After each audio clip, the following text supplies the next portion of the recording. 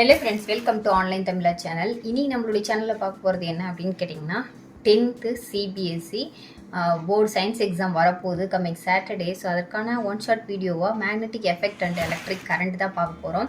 So நேற்று வந்து acid base salt வந்து போட்டிருந்தோம். ஒருவேளை நீங்கள் பார்க்கலன்னா அதோட லிங்க் கீழே டிஸ்கிரிப்ஷனில் வைக்கிறேன், செக் பண்ணி பாருங்கள். இதான் ஃபஸ்ட் டைம் நம்மளுடைய சேனலில் பார்க்க வந்திருக்குன்னா மறக்காமல் நம்மளுடைய சேனலில் சப்ஸ்கிரைப் பண்ணிக்கங்க. நிறைய வந்து சிபிஎஸ்சியில் +2 ரிலேட்டடான வீடியோஸ் போட்டிருக்கோம். ஒருவேளை உங்களுடைய சிஸ்டர் பிரதர்ஸ் யாராவது இருந்தாங்க அப்படின்னா அவங்களுக்கும் வந்து பார்த்திங்கன்னா அந்த சேனலை சப்ஸ்கிரைப் பண்ணிக்கோங்க. அதில் பிளேலிஸ்ட் வைஸ் வந்து இருக்கும். சிபிஎஸ்சி சயின்ஸ் 10th அது அந்த மாதிரி +2 கெமிஸ்ட்ரி ஃபிசிக்ஸ் அந்த மாதிரி தனித்தனியாக இருக்கும். நீங்கள் செக் பண்ணி பாருங்கள். சரி, இன்றைக்கி நம்மளுடைய டாப்பிக்குள்ளே வரலாம். எத்தனை பேர் வந்து ப்ரிப்பேர் பண்ணிட்டீங்க அப்படின்னு சொல்லிட்டு மறக்காம கீழே கமெண்ட் செக்ஷனில் சொல்லுங்கள். ஸோ நாளைக்கு எக்ஸாமுக்கு எந்தளவுக்கு ப்ரிப்பேர் பண்ணிக்கிங்கன்னு சொல்லுங்கள். நாளைக்கு நம்ம சேனலில் வந்து எப்படி ஃபுல் மார்க்ஸ் ஸ்கோர் பண்ணலாம், என்னென்ன tips, how to write exam, என்ன மாதிரி ப்ரீ பிளான் இருக்கணும் அப்படிங்கிறது எல்லாமே நம்மளுடைய சேனலில் வரும். மறக்காமல் வந்து கீப் இன் டச்சில் இருங்க. மறக்காமல் நம்மளுடைய சேனலோட டெலகிராம் லிங்க் கீழே டிஸ்கிரிப்ஷனில் கொடுக்குறேன், ஜாயின் பண்ணிக்கோங்க. உங்களுக்கு சப்ஜெக்ட் ரிலேட்டடாக நிறைய வீடியோஸ் வந்துகிட்டே இருக்கும். ஸோ இப்போ மேக்னெட்டிக் அப்படிங்கிறதுல இதில் வந்து அப்படியே கடகடான்னு கோத்ரூ பண்ணிடலாம். ஏன்னா நிறைய வந்து பார்த்திங்கன்னா டாபிக் வந்து கட் பண்ணியிருக்காங்க. ஸோ அதனால் ரொம்ப ஈஸியானது விஷயந்தான். ஸோ இது யார் வந்து பண்ணாங்க, அதாவது யார் டிஸ்கவர் பண்ணாங்க என்ன அப்படின்னு கேட்டிங்கன்னா, ஒரு கேம்பஸ், அதாவது நீடில் வச்சோம் அப்படின்னா அந்த நீடில் எலக்ட்ரிசிட்டி வந்து பாஸ் ஆகும்போது மெட்டல் கண்டக்டரில் அது ரிஃப்ளெக்ட் ஆகுது அப்படிங்கிற விஷயத்தை கண்டுபிடிச்சவங்க யார், டிஸ்கவர்ட் பை யார் அப்படின்னா ஒரு ஸ்டடட் அப்படிங்கிறவங்க தான். இதை வந்து நீங்கள் வந்து கண்டிப்பாக நோட் பண்ணி வச்சுக்கிங்க. ஸோ ரெண்டுக்கும், அதாவது ஒரு எலக்ட்ரிசிட்டிக்கும் மேக்னெட்டுக்கும் ஒன்னோட ஒன்று ரிலேட்டட் டு ஈச் அதர், சரிங்களா? ஸோ இந்த இதை வந்து தான் மெயின் கான்செப்டாக வச்சு இந்த சாப்டர் ஃபுல்லாகவே போகுது. மெயினாக மேக்னெட் அப்படின்னாவே கண்டிப்பாக சவுத் அண்ட் நார்த் போல் இருக்குன்னு தெரியும்.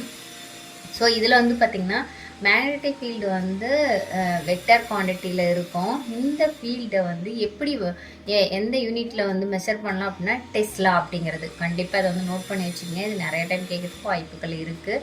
அடுத்து வந்து பார்த்திங்கன்னா அமெரிக்கன் என்ஜினியர், அதாவது நிக்கோலா டெஸ்லா அப்படிங்கிறவர் தான் இதை கண்டுபிடிச்சாரு. இது வந்து பார்த்திங்கன்னா smaller unit of magnetic field. இதில் ஸ்மாலர் யூனிட்டு என்ன மாதிரி சொல்லுவாங்க அப்படின்னு பார்த்திங்கன்னா GAUSS, காஸ் அப்படின்னு சொல்லிட்டோம் சொல்கிறதுக்கு வாய்ப்பு இருக்குது. ஸோ இதில் வந்து மேக்னெட்டிக் ஃபீல்டை பற்றி லைன்ஸ் வந்து சொல்லணும் அப்படின்னா ரொம்ப அதாவது இமேஜினரி லைன் மேக்னெட்டிக் ஃபீல்டில் அரவுண்ட் வந்து மேக்னெட்டை சுற்றி இருக்கும் அப்படிங்கிறது நீங்கள் படிச்சிருப்பீங்க.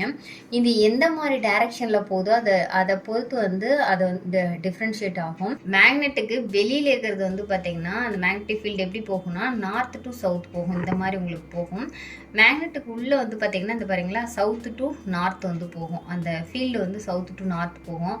இது வந்து இதனுடைய கரண்ட் எப்படி டிஃப்ரென்ஷியேட் பண்ணோம் அப்படின்னு பார்த்தீங்கன்னா அதுக்குள்ளே இருக்கக்கூடிய இந்த டிஸ்டன்ஸை பொறுத்து தான் வந்து டிஃப்ரென்ஷியேட் பண்ணிக்கலாம். எப்படி அப்படிங்கிறத பார்க்கலாம்.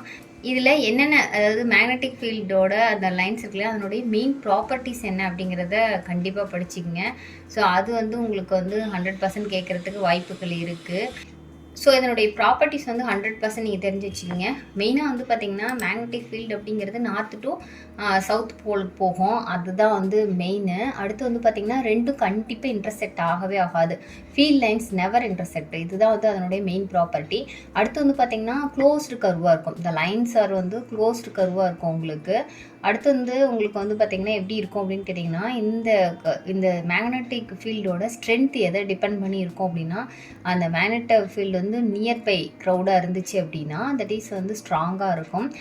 கொஞ்சம் தூரம் போயிடுச்சு அப்படின்னு பார்த்தீங்கன்னா ஃப்ரம் த போல்லேருந்து, அப்போ அதனுடைய இது வந்து பார்த்திங்கன்னா வீக் ஆயிரும். இது ஜென்ரலாக சொல்கிறது தான். இப்போ நீங்கள் மேக்னெட்டுக்கு பக்கத்தில் இருக்கும்போது தான் ஈர்ப்பு சக்தி அதிகமாக இருக்கிற மாதிரி அந்த டைமில் தான் உங்களுக்கு வந்து பார்த்திங்கன்னா ஸ்ட்ராங்காக இருக்கும், சரிங்களா? ஸோ இது வந்து மெயினாக படிச்சிங்க properties of magnetic field.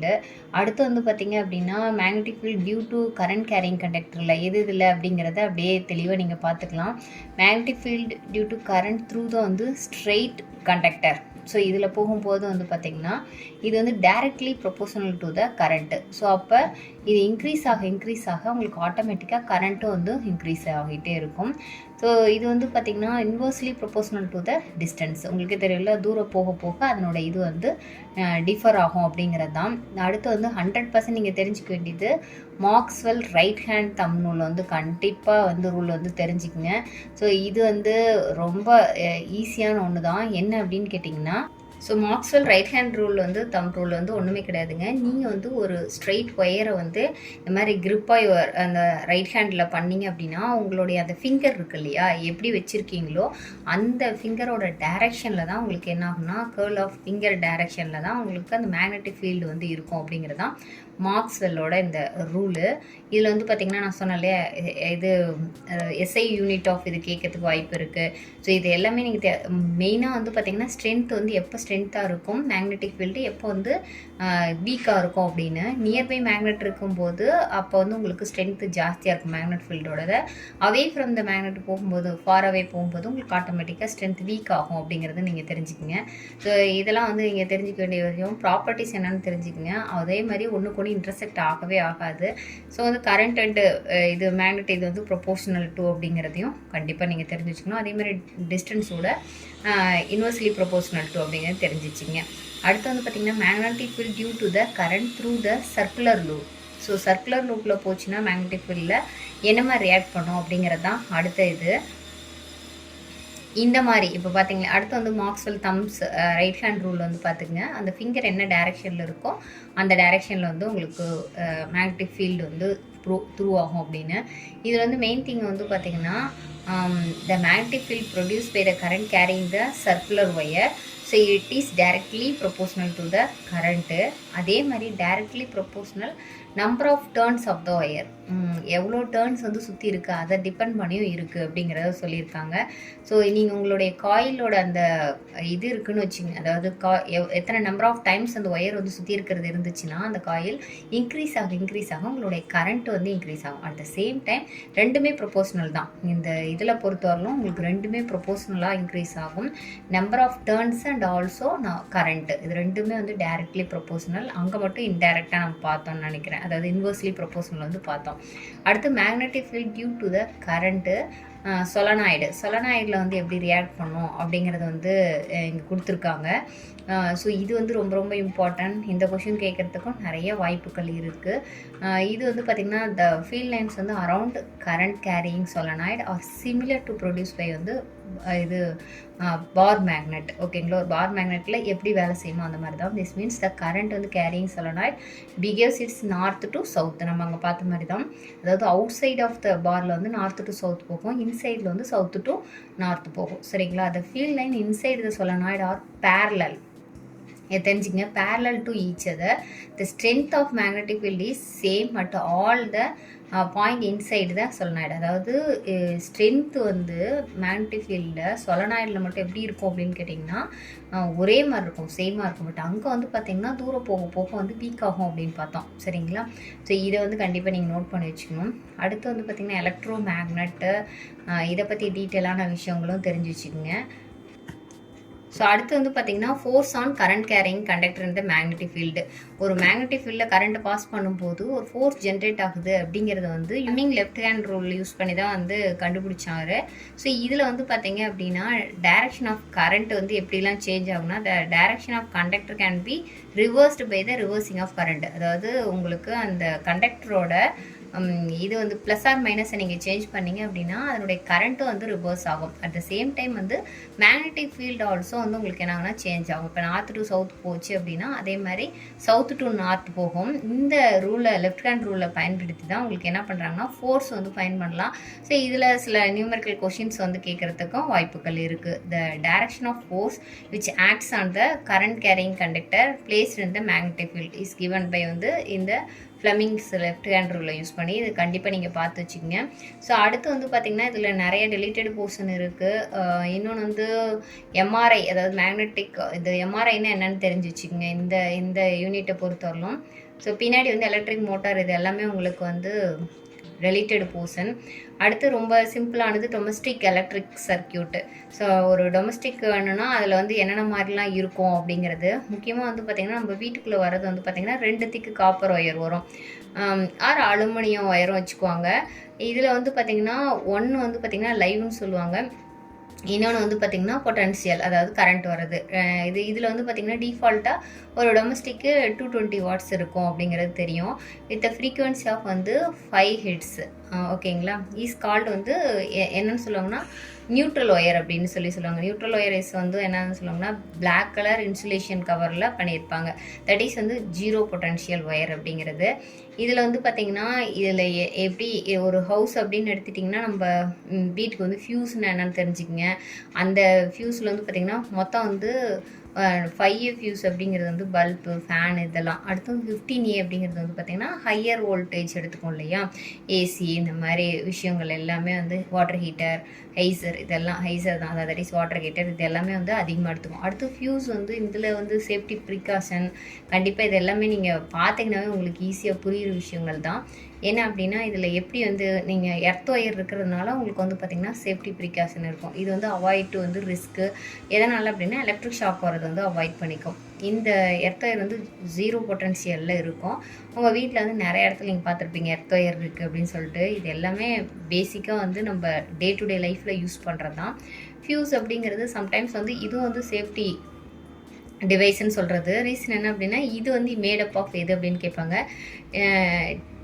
Tin and lid, இதில் லிட் அலாய் ஹேவிங் வந்து என்ன அப்படின்னா லோ மெல்ட்டிங் பாயிண்ட் இருக்கிறதுனால உங்களுக்கு ஆட்டோமேட்டிக்காக இது மெல்ட் ஆயிரும், அந்த ஃபியூஸ் வந்து மெல்ட் ஆயிரும். ஸோ வந்து உங்களுக்கு டிவைஸ் வந்து உங்களுக்கு என்ன ஆகுதுன்னா சேஃப்டியாக அவங்க வீட்டில் இருக்கக்கூடிய விஷயங்கள்லாம் இருக்குது இல்லையா, ஸோ அந்த இதெல்லாம் வந்து உங்களுக்கு சேஃப்டிக்காக இந்த ஃபியூஸ் அப்படிங்கிறது வச்சுருக்காங்க.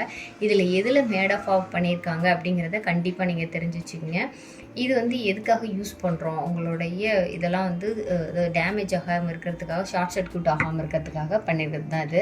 அடுத்து ஷார்ட் சர்க்யூட்டிங்னா என்ன, ஓவர்லோடிங்னா என்ன, ஸோ இதை பற்றி டீட்டெயிலான விஷயங்கள் 100% நீங்கள் தெரிஞ்சிருக்கணும். ஸோ இதுதான் இந்த யூனிட்டில் உங்களுக்கு வந்து பார்த்திங்கன்னா ரொம்ப நிறைய டெலிட்டட் போர்ஷன் இருக்கனால ரொம்ப ஈஸியாக நீங்கள் வந்து இதை படிச்சிடலாம். ஸோ கண்டிப்பாக வந்து இந்த யூனிட் வந்து மிஸ் பண்ணிடாதீங்க. எலக்ட்ரோ மேக்னெட்டிக்ங்கிறது எலக்ட்ரிக் கரண்ட்டையும் மேக்னெட்டிக் ஃபீல்டையும் டிபெண்ட் பண்ணியிருக்கக்கூடிய ஒரு விஷயந்தான்.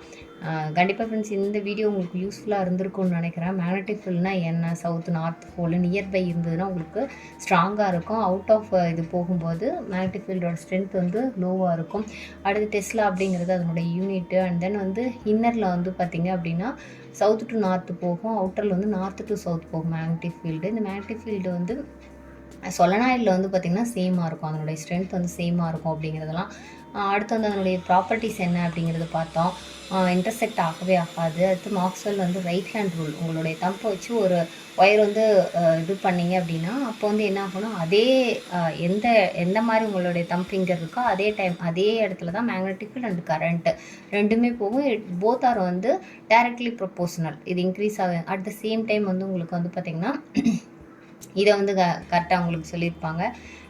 இன்னொன்று வந்து பார்த்திங்க அப்படின்னா magnetic due to the current, அதாவது சர்க்குலர் லூப்பில் போகும்போது என்ன நடக்கும் அப்படின்னு, சர்க்குலர் லூப்பில் போகும்போது ரெண்டுமே டைரக்ட்லி, அதாவது உங்களுடைய நம்பர் ஆஃப் அந்த காயில் இருக்கு இல்லையா, அது இன்க்ரீஸ் ஆக உங்களுடைய மேக்னெட்டிக் ஃபீல்டு அண்ட் ஸ்ட்ரென்த்தும் வந்து இன்க்ரீஸ் ஆகும். சரிங்களா, டேர்ன் ஆஃப் இது இன்க்ரீஸ் இந்த இதுவும் இன்க்ரீஸ் ஆகும். அடுத்த current flowing through the coil also will be increased. சரிங்களா, ஸோ இந்த விஷயங்கள் எல்லாமே பார்த்தோம். சொலனாய்டு பற்றி பார்த்தோம், ஃபோர்ஸை பற்றி பார்த்தோம். என்ன ஃப்ளம்ஸ் வந்து லெஃப்ட் ஹேண்ட் ரூல் என்ன அதுன்னா உங்களுக்கு வந்து இதை யூஸ் பண்ணி தான் உங்களுக்கு வந்து ஃபோர்ஸ் எவ்வளோ இருக்குது அப்படிங்கிறத கண்டுபிடிக்க முடியும். அப்படின்னா இந்த லெஃப்ட் ஹேண்ட் தம்ப் இம்ப்ரெஷன் நீங்கள் என்ன இங்கே பார்த்துருக்கீங்களோ இதை அப்படியே நீங்கள் வந்து ட்ரை பண்ணிங்க அப்படின்னா இதில் வரக்கூடிய கொஷின்ஸ்க்கு வந்து ஆன்சர் பண்ண முடியும். ஓகேங்களா, ஸோ அடுத்து வந்து பார்த்திங்கன்னா எம்ஆர்ஐ நிறைய டெலிட்டட் போர்ஷனும் சொன்னவங்களுக்கு டொமஸ்டிக்கில் வந்து கண்டிப்பாக ஃபியூஸை பற்றி கேட்கறதுக்கு வாய்ப்பு இருக்குது. அண்ட் வந்து எவ்வளோ ஒயர்ஸு, அதனுடைய திக்னஸ் எவ்வளவு, ப்ளஸ் வந்து உங்களுக்கு எர்த்துனா என்ன, ஃபியூஸ்னா என்ன, ஷார்ட் சர்க்யூட்டிங்னா என்ன, இது அதனுடைய சேஃப்டி ப்ரிகாஷன்ஸ் என்ன, இது எல்லாமே கேட்கறதுக்கு வாய்ப்புகள் இருக்குது. ஸோ ஒன்ஸ் அப்படியே கோ த்ரூ பண்ணிங்க அப்படின்னா ரொம்ப ஈஸியாக சாப்டர் முடியும். கண்டிப்பாக வந்து ட்ரை பண்ணி பாருங்கள். ஏற்கனவே இருக்கக்கூடிய ஆசிட் பேஸும் வந்து ஒன்ஸ் வந்து கோ த்ரூ பண்ணுங்கள். கீழே லிங்க் டிஸ்கிரிப்ஷனில் வைக்கிறேன். ப்ளஸ் நாளைக்கு ஹவு டு ஸ்கோர் இது உங்களுக்கு ஃபுல் மார்க் அப்படிங்கிற வீடியோவும் வரும். மறக்காமல் சேனலை சப்ஸ்கிரைப் பண்ணிட்டு ஃபாலோ பண்ணுங்கள். பிடிச்சிருந்தால் லைக் பண்ணுங்கள், ஷேர் பண்ணுங்கள், உங்கள் ஃப்ரெண்ட்ஸ் கூட ஷேர் பண்ண மறக்காதீங்க. தேங்க்யூ ஃப்ரெண்ட்ஸ், நெக்ஸ்ட் வீடியோவில் பார்க்கலாம்.